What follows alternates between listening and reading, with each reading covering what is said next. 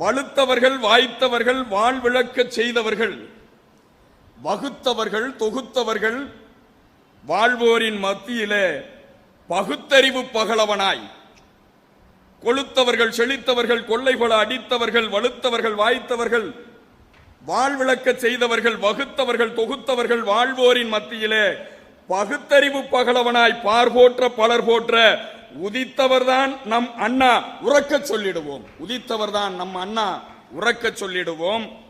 பெரியாரை தந்தை என்றார், பெரியாரை தந்தை என்றார், காந்தியினை அண்ணல் என்றார், உரிய நேரு உறவு தன்னை உயர் மாமா என்று சொன்னார். அரிய பல பணி செய்து அகத்தினிலே நிறைந்திருக்கும் நெறி பிறழா உன்னைத்தான் நெஞ்சார அண்ணா என்றார்.